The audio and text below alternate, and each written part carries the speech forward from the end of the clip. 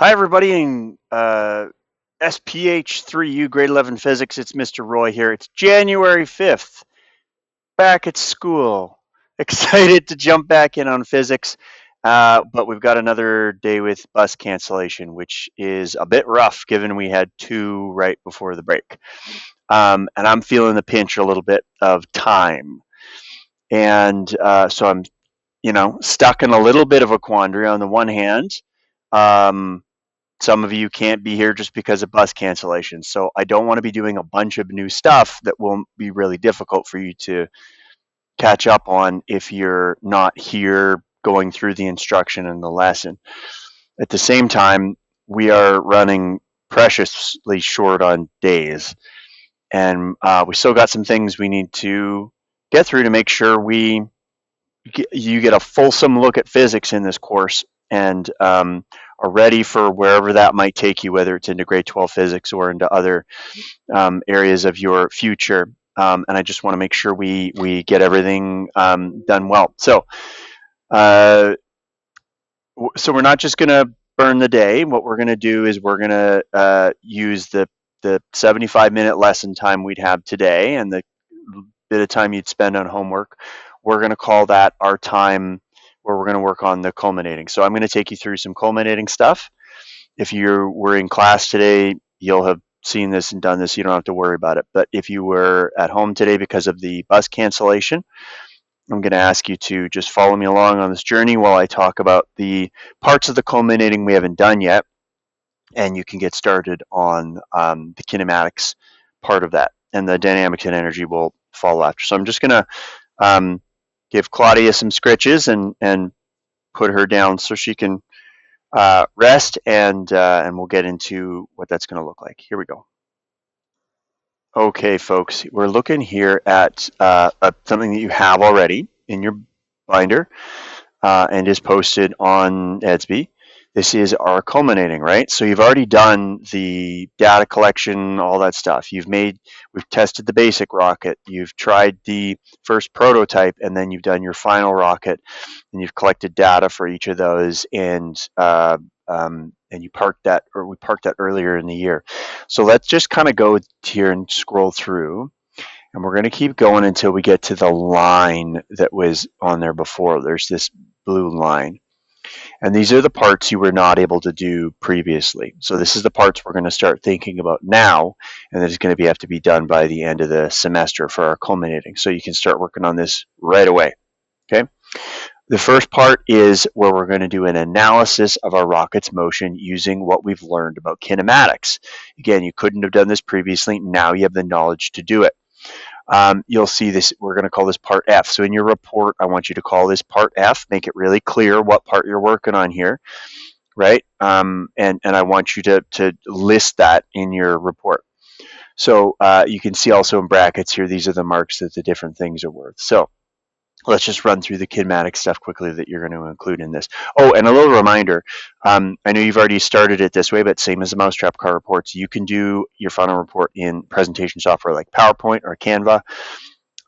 You could have it as a physical thing you're going to hand in. You can do it in a word processor like Microsoft Word, Google Docs, something like that. Any of those, I'm fine. As long as I can see what you're doing and it's clearly laid out, you get the thumbs up.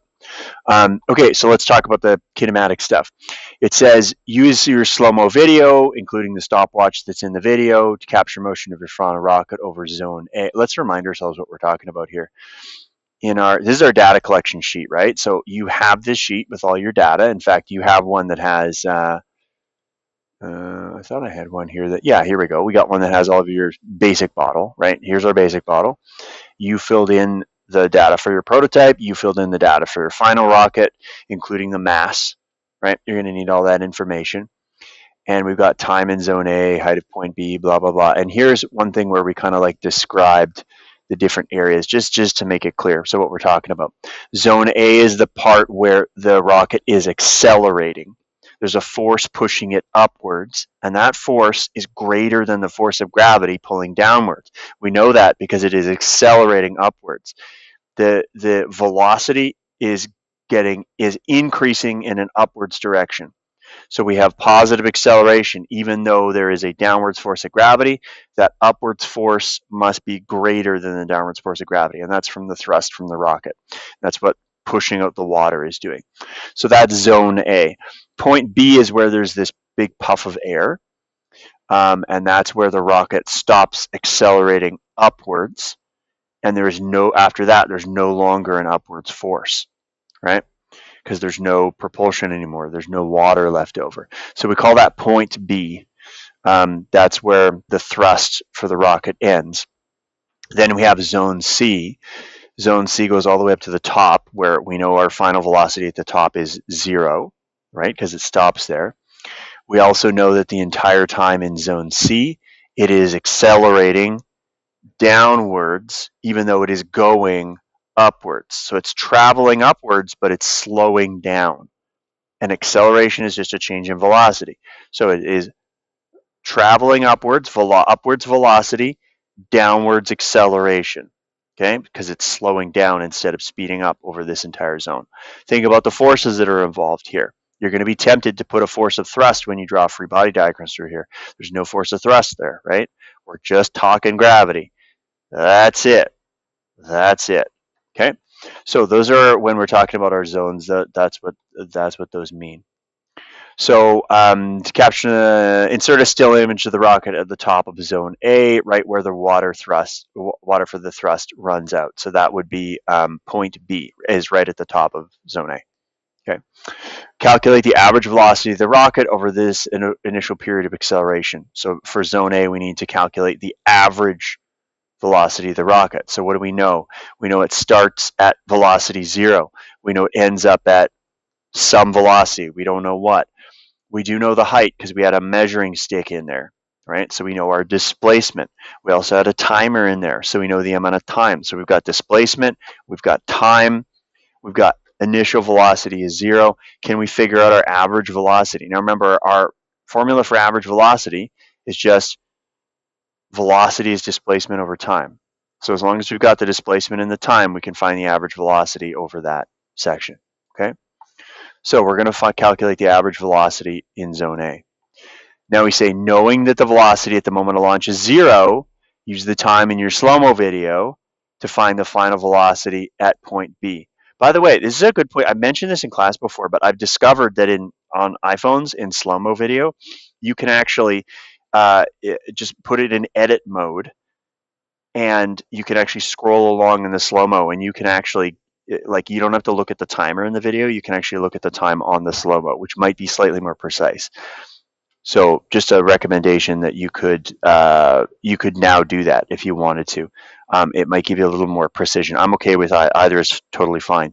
But if you're like, the timer is hard to see in the video, I'm going to use one in my slow-mo video. That would work totally fine. So you go into edit mode and check it there. If you don't know how to do that, ask me. And if you don't want to fiddle around with it, ask me and I can show you. So where were we? Oh yeah, knowing that the velocity at the moment of launch is 0, use the time in your slow-mo video to find the velocity at point B. So we know our initial velocity is 0, we know our time, we know our displacement, we can figure out the final velocity, which would, in that calculation, would be at point B, right? Right here where it's done its upwards acceleration. So you need to use big 5 kinematics formula. You'll have to use one of those. We'll call this our initial velocity for the second part of the journey.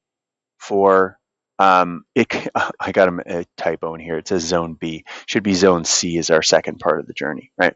So that's going to be our initial velocity for our second part of the journey, zone C. I'll fix that in the digital version. Where the rocket continues upwards but has no thrust because the water is gone. Point B will be what we call our reference point, right? So we're going to kind of be referencing that.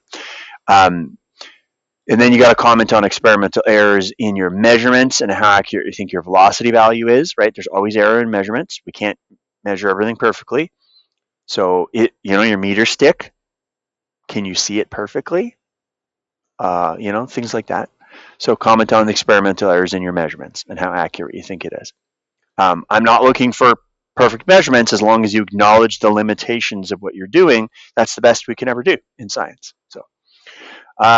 Finally, 18, knowing the maximum height where final velocity of that zone C is 0. Use kinematics equations to calculate the velocity at point B. So we're saying we know we're in that zone C up here, right? We know our final velocity up here is 0. We know the height from our height measurements. Don't forget to subtract this height in here though, right? So we're saying I can figure out the velocity here at the bottom, the initial velocity here, if the final velocity is 0 and it goes a certain height, right? So you're going to calculate your initial velocity there at point B. And now you're going to compare your two velocity numbers for point B. You did it two different ways, right? You did it in number 16 and you did it in number 18, and you're going to compare those two. Are they the same? Are they different?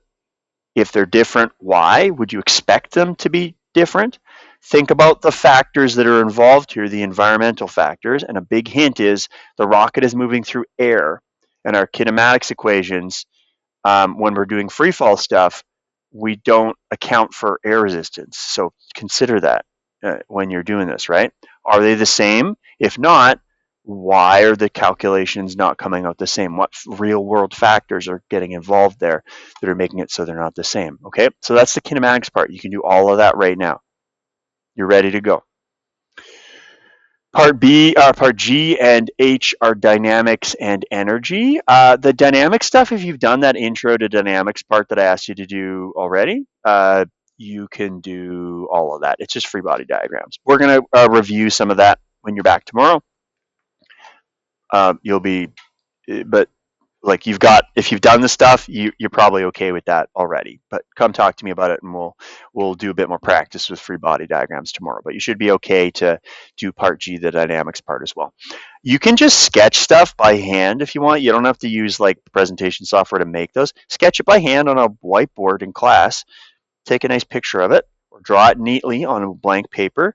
Take a picture of it. That's totally fine. That's a great way to do free body diagrams. And then just insert that picture into your thing. You don't have to like make them in presentation software. By hand is totally fine.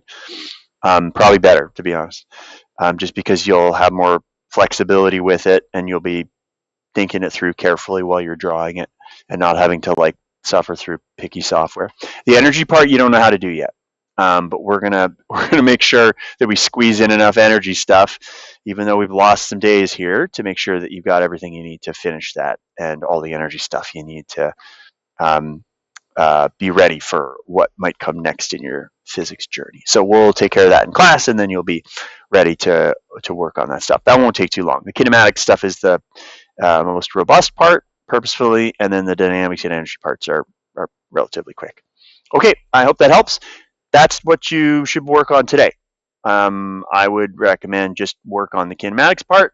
Maybe that goes really fast and you're ready to jump in on the dynamics part, or maybe you're really excited about drawing free body diagrams. You want to jump in on the free body diagrams first, however you want to do it. But given that we've got limited days and we got to get moving on this, this is what I'm expecting from your 75 minutes of class time plus homework time today. So let's say like normal would be 90 to 100 minutes that you're spending on any one class in a day. Spend that on this stuff today. You've got the skills to do it. You've got your data. Give it a shot, make some progress, and make your life a little easier as we get closer to the end of the semester. Okay, good luck. I'll see you soon. Bye for now.